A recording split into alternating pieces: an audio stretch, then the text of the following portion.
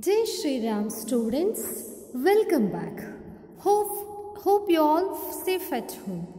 Today we will discuss about a new concept, that is Ballad of the Tempest. The poem Ballad of the Tempest by James T. Fields. Now let's see what is the meaning of the word ballad. Ballad is a story in the form of poem. Ballad is a story or narrated in the form of a poem. Tempest means a violent storm. This poem, Ballad of the Tempest, has the theme of faith in God. It tells us why faith in God is very important in our life. Now, let's see what faith is. Faith is a total confidence. It is a trust which we have in something. Usually, we talk of faith, we say faith in God. Let's see a beautiful quote about faith. See, faith is unseen but felt.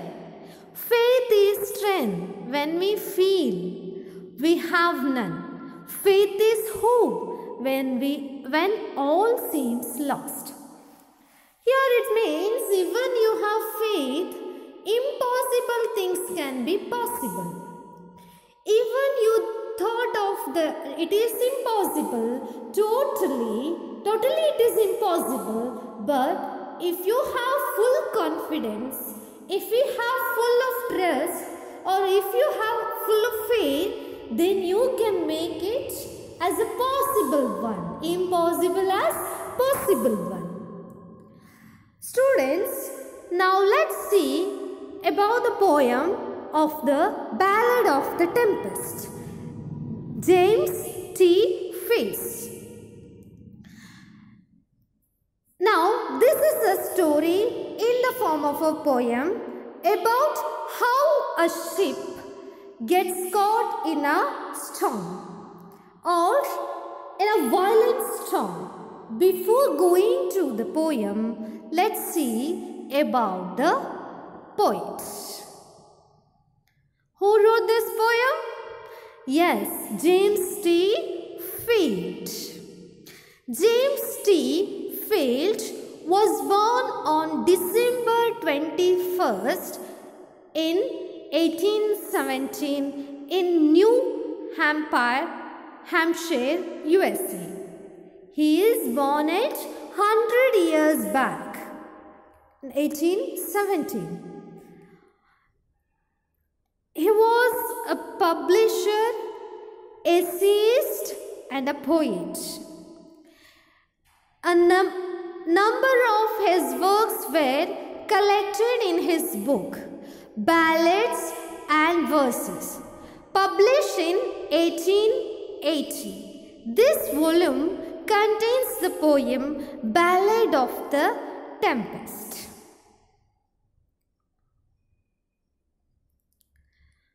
So, this is the poem included in this volume. He passed away on April 24th, 1881 in Boston, USA at the age of 63. See his picture.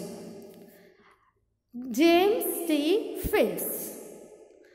Students, now you look at your textbook. I am going to read the poem. Listen carefully.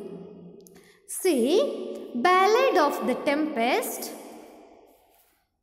written by James T. Fields. We were crowded in the cabin, not a soul would dare to sleep. It was midnight on the waters and a storm was on the deep. It's a fearful thing in winter to be shattered by the blast and to hear the rattling trumpet, thunder cut away the mast. So we shuddered there in silence, for the stoutish held his breath, while the hungry sea was roaring, and the breakers talked with death. As thus we sat in darkness, each one busy with his prayers, "We are lost," the captain shouted, as he staggered down the stairs.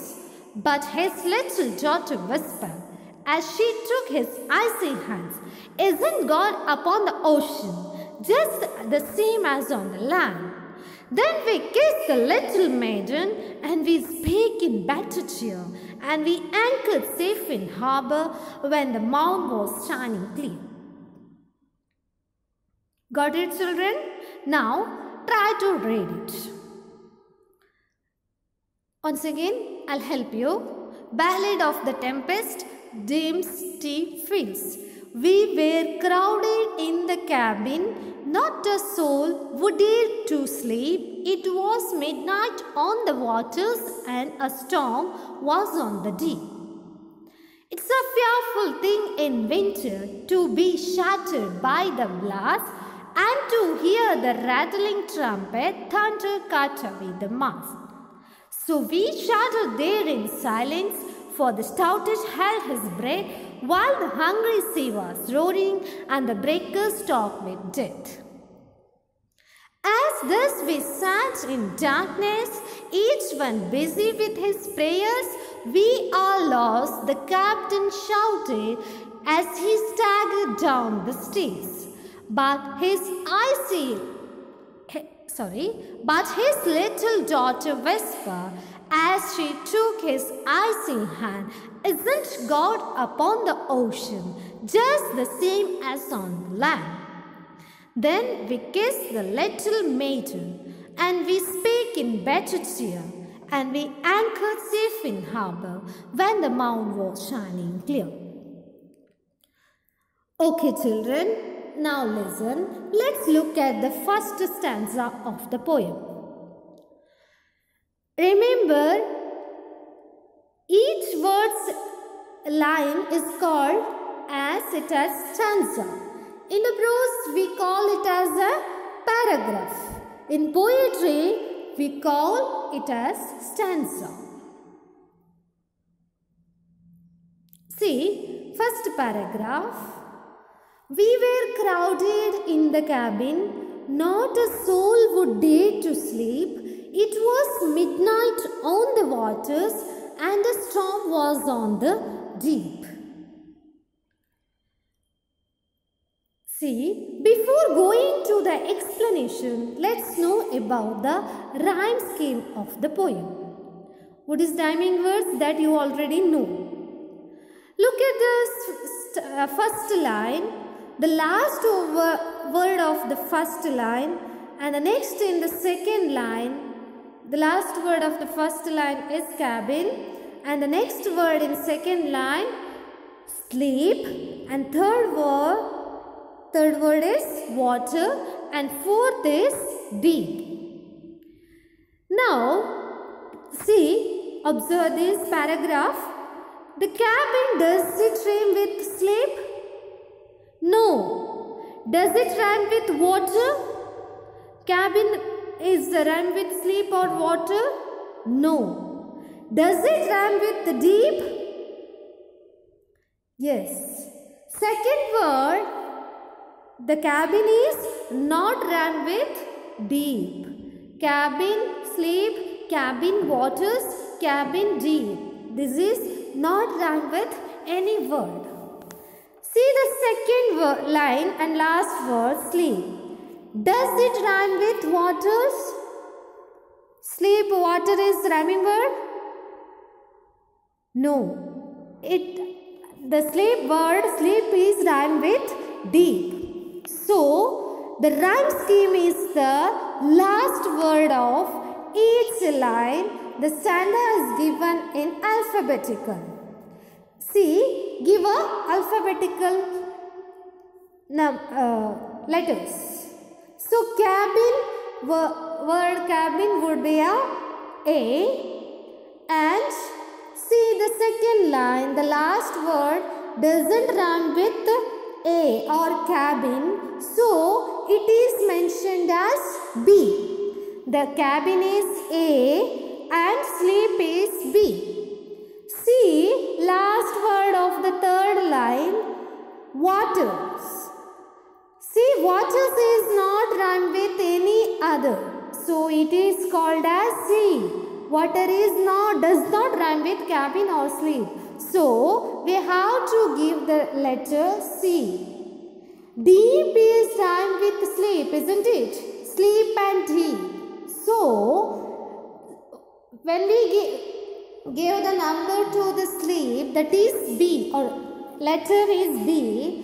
So, it is rhymed with deep. So, it would be called B. So, the rhyme scheme of the would be A, B, C, B. Sleep and deep. So, A, B, C, B. This is called as rhyme scheme. Entire poem will be, see, the second and the fourth lines rhyming with. That means rhyming with last words are rhyming words. So, here rhyming words are sleep with deep. Is it clear, children? Let's look at the meaning of the poem. I have given you glossary words here only. This picture depicts of the storm. These pictures are, see the picture here, cabin is there and the mast is there. Then also the parts of deck and the board deck, see the pictures.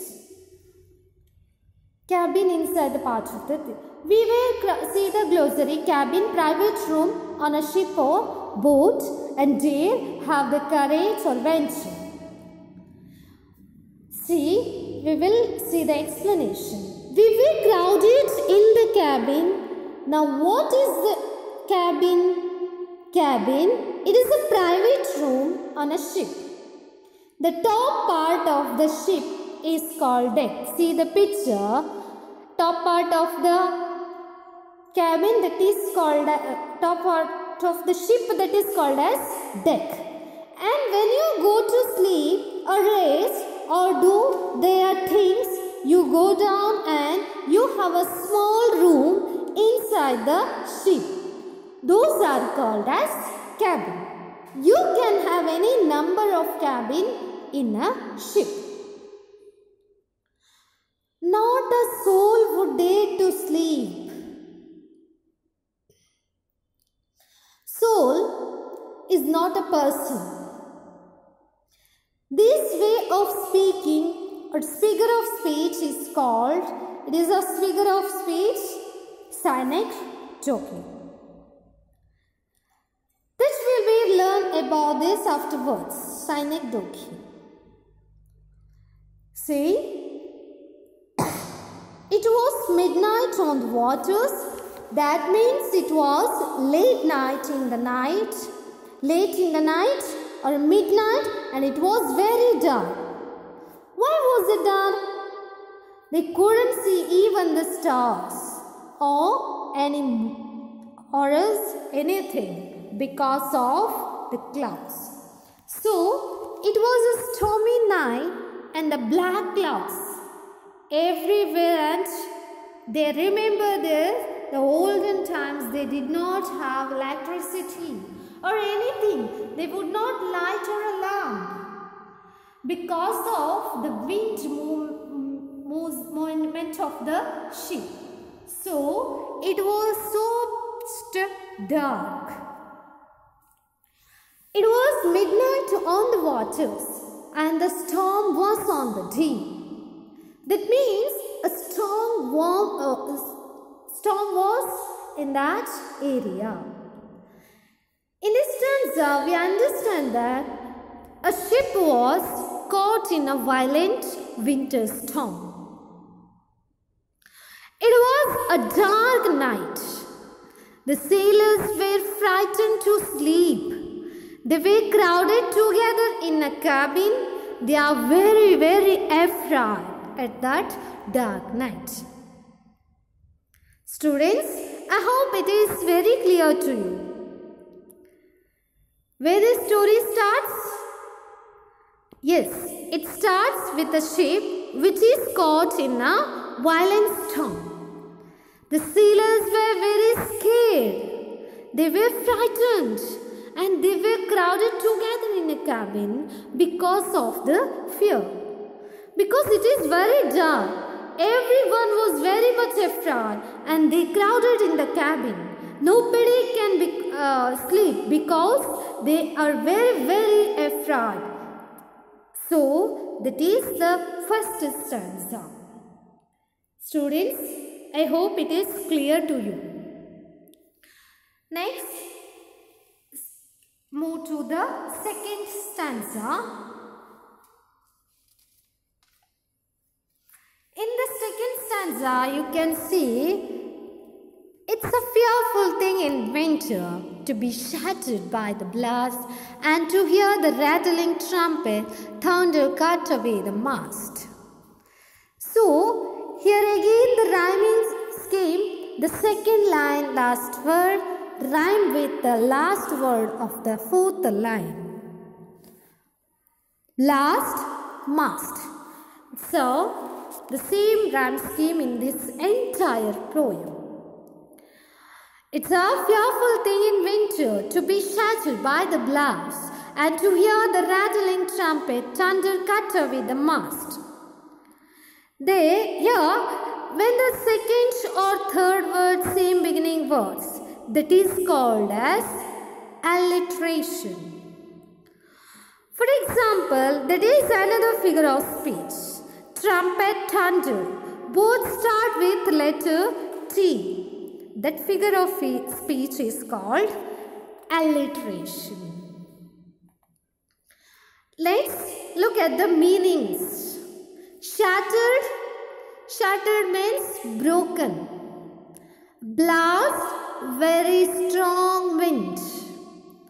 Rattling trumpet, thunder, noisy and loud announcement.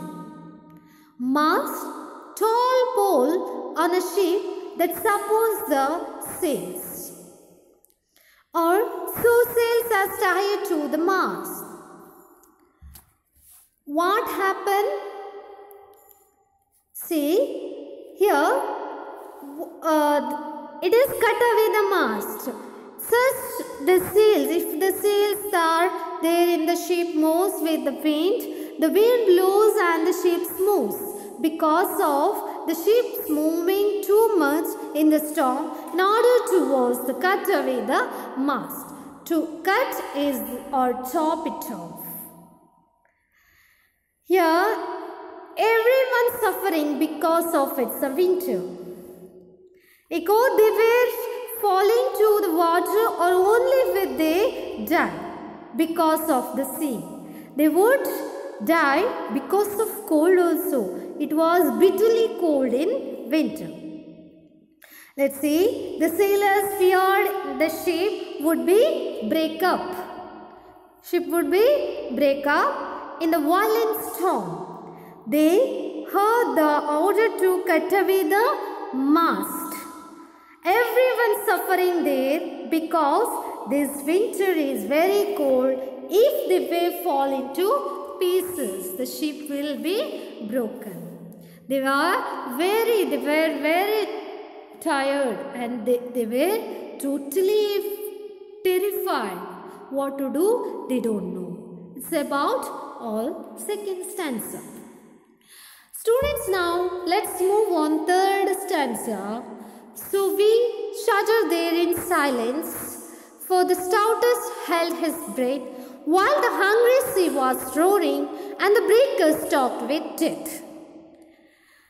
Here again, breath, death, rhyming words.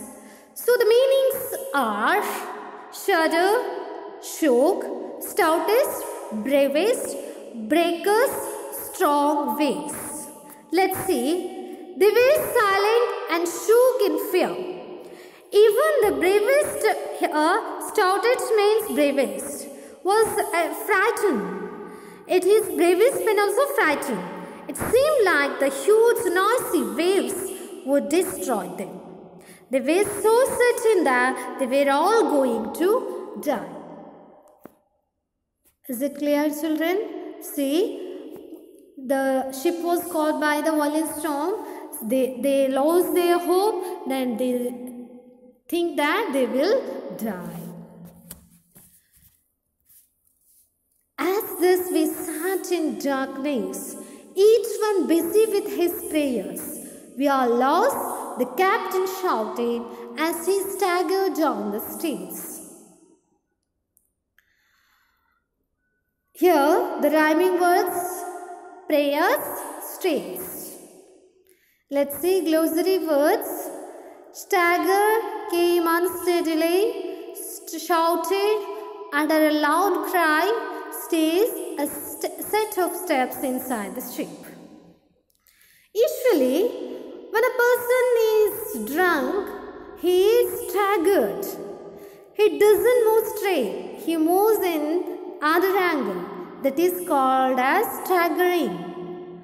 So, while the sailors were in the dark cabin, they were praying. They were very scared what to do. We don't know what else to do. So, they were praying. So, sailors were in the dark cabin and praying. The captain came down unsteadily.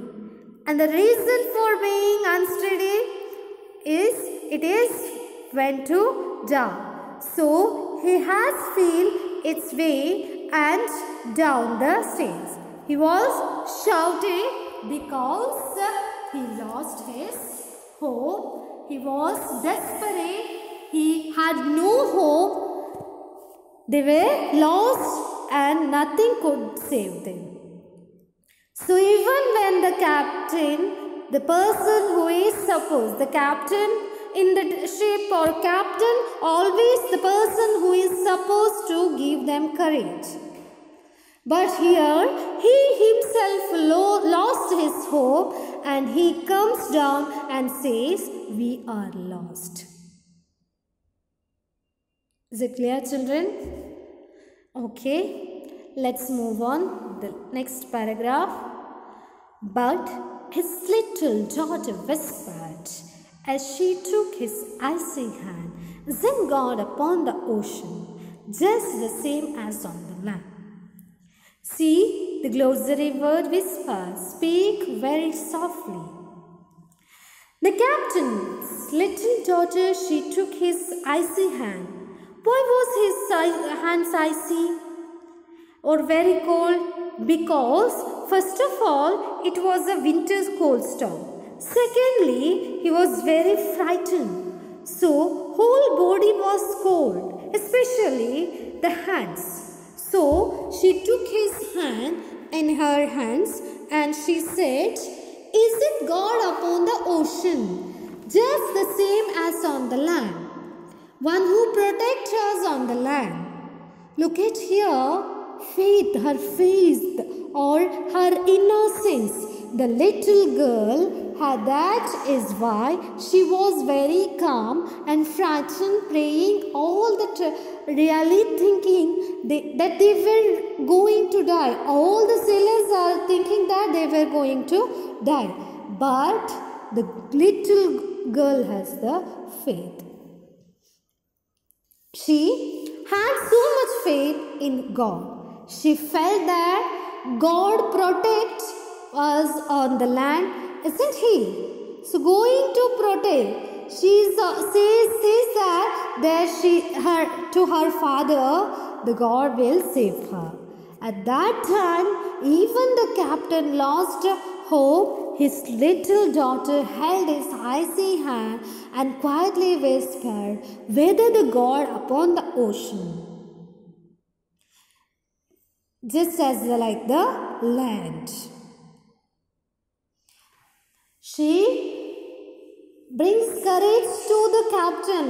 She took his icy hand, asked, "Isn't God upon the ocean?" That time, then we kiss the little maiden, and we speak in better cheer, and we anchor safe in harbour when the moon was shining clear. Here, rhyme scheme, cheer and clear. Then we then we kiss the little maiden, and we speak in better cheer.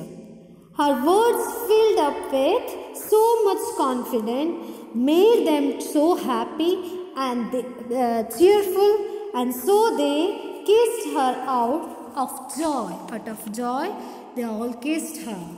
They recovered faith in God, and got back the faith.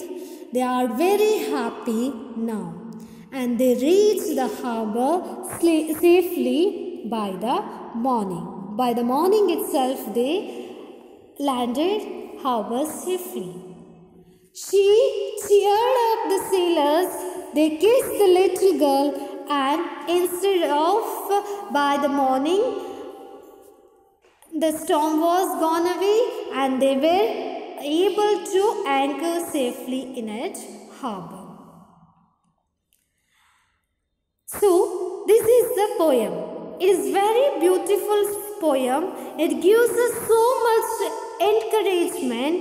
If we think going to badly, or our life which can appear all the time, we always have ups and downs in life.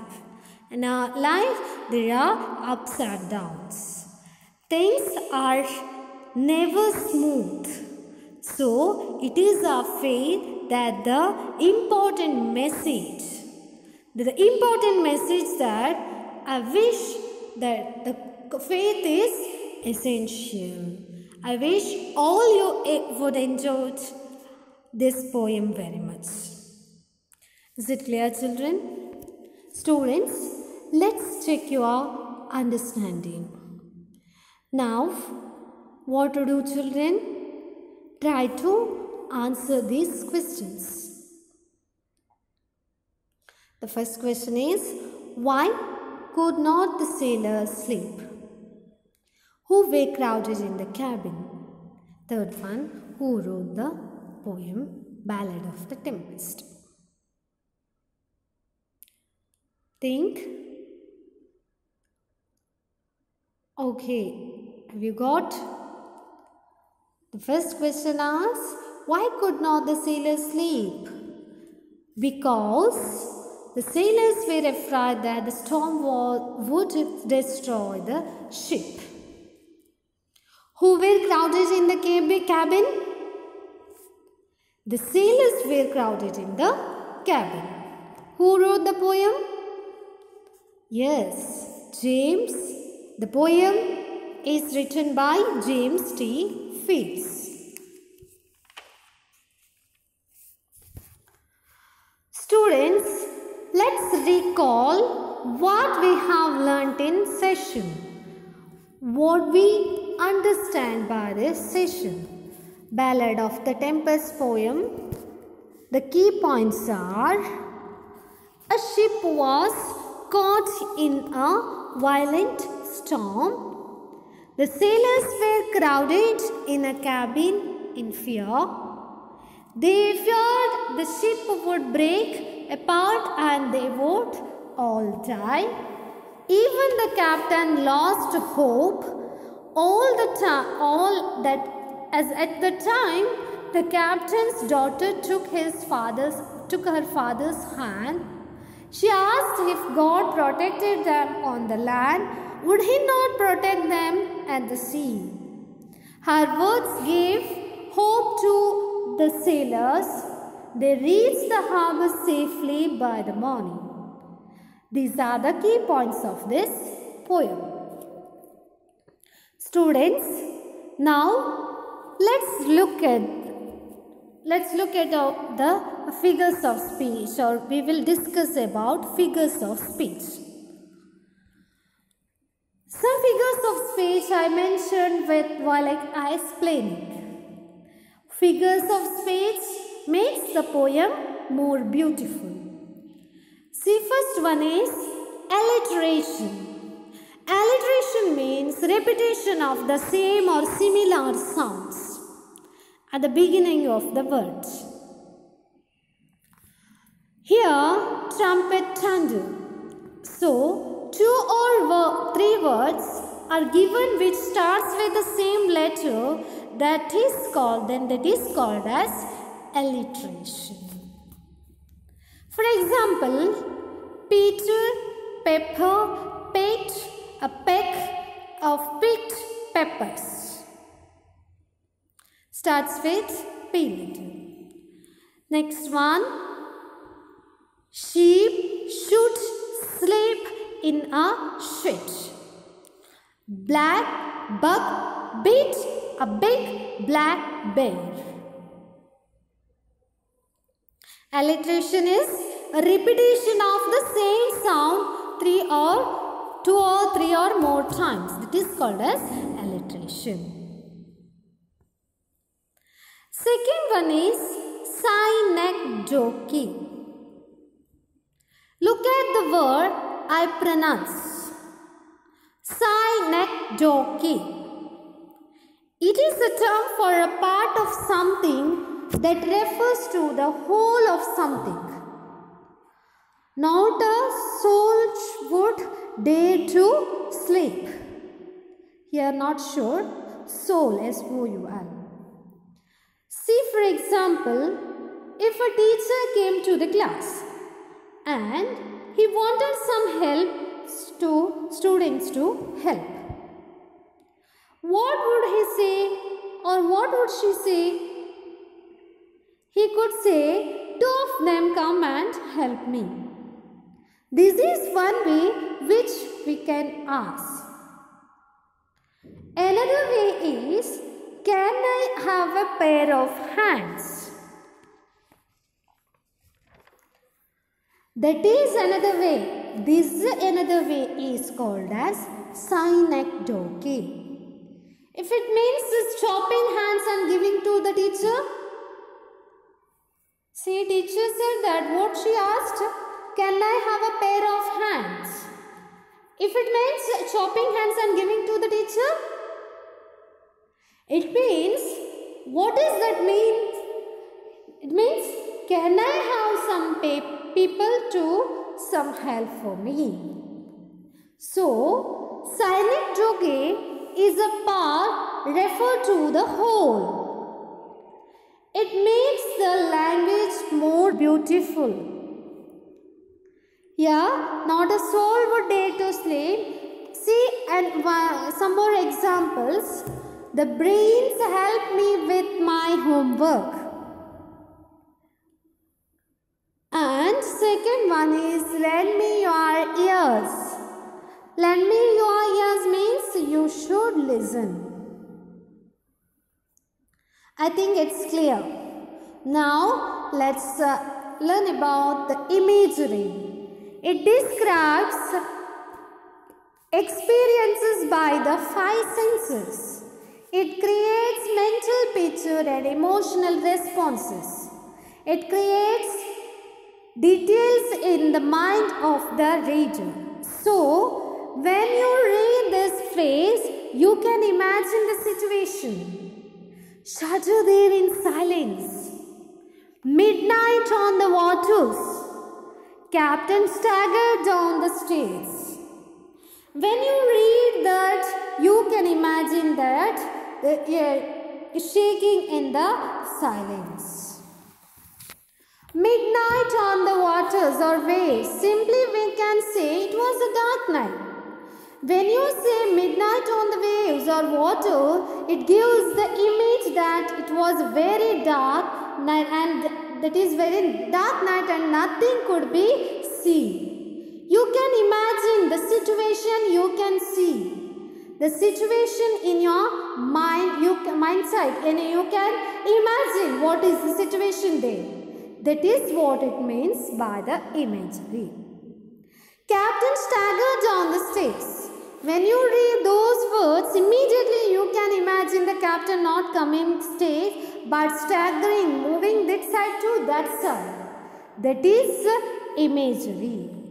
which is frequently, this imagery is frequently used in on the poetry. See some more examples. The fragrance of the spring flowers made her joyful. The sounds of the drum in the distance attacked him. Is it clear, children? Now, see personification. This we have done several times, I am sure that. What is this personification? Giving human characteristics to non-living things. Hungry sea was roaring. Can the sea be hungry? No. So, we are given a human characteristic of hunger to a non-living thing, like the sea. Similarly, breakers talk with death. Breakers means waves. Can the waves talk? They cannot. But that way of speaking is called personification.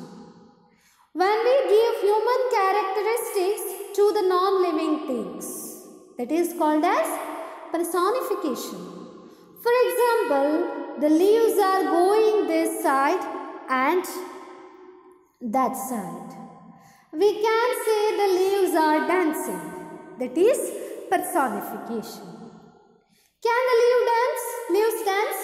No. Only human beings can be dance. That is personification. See some more examples.